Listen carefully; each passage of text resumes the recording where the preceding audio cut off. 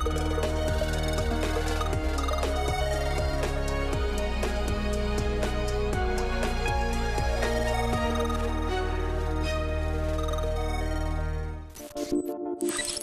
EU continues to reduce its economic dependence on Russia.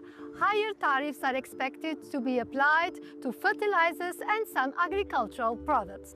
The regulation also aims to reduce Russia's economic revenues that can lead to rising food prices in the EU, which is a concern for farmers, a dilemma that we will discuss in this week's EU Decoded. The tariffs will apply to products from Russia and its neighboring ally Belarus, which has facilitated the military action against Ukraine. Russia supplies 25% of the EU's nitrogen fertilizers, worth 1.3 billion euros per year. From July 1st, these fertilizers will be subject to tariffs ranging from 6.5% this year to levels close to 100% by 2028. In addition, 50% tariffs will be imposed on agri-food products from both countries, such as meat, dairy, fruit, and vegetables. European fertilizer producers are happy to have a bigger market share.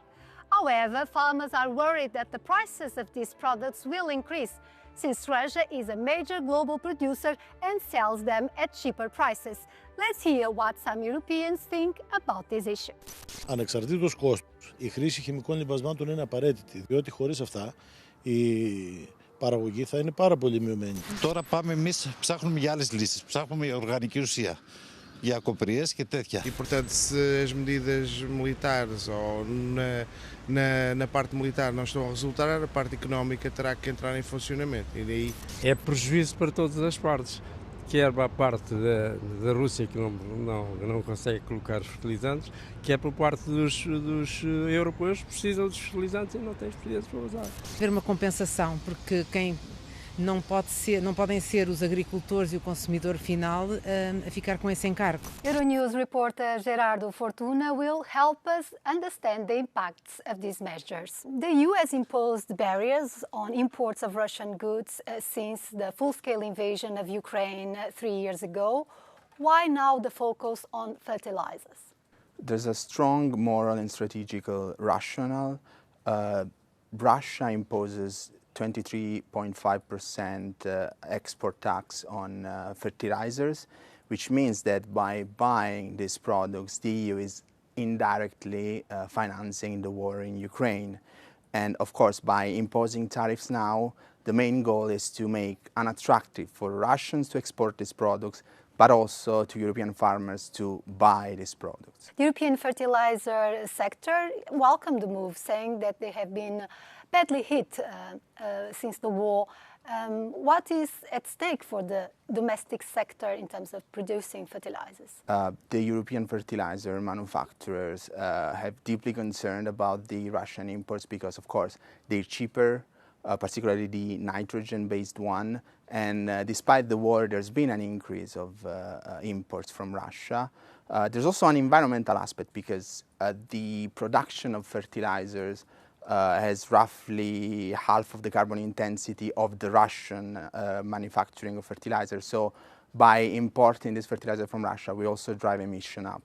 On the other hand, farmers are worried. Why are they so worried, and can the European Commission assume some mitigation measures for them? You have to balance the geostrategic interest with the real things that farmers are suffering. Of course, by imposing tariffs, you distort the market and you eventually drive prices up. There are some mitigation measures. At the moment, they're not considered good enough by European farmers to cope with the expected increase of prices. The most likely scenario is that actually farmers will be squeezed by the increase in production costs and the impossibility to raise the final price for consumers. Europe remains highly import dependent. For nitrogen fertilizers, imports accounts for 32% of demand. To reduce the risk of price spikes, the EU could reduce tariffs on other fertilizer suppliers, such as the US and countries in North Africa and Central Asia.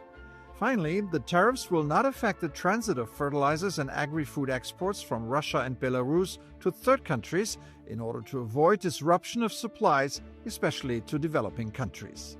Our guest is MEP Eneze Vaidere from Centre-Right EPP Group and rapporteur on this regulation. Will the EU fertilizers producers have enough time to ramp up their production in order to meet demand and to avoid a price spike of these products?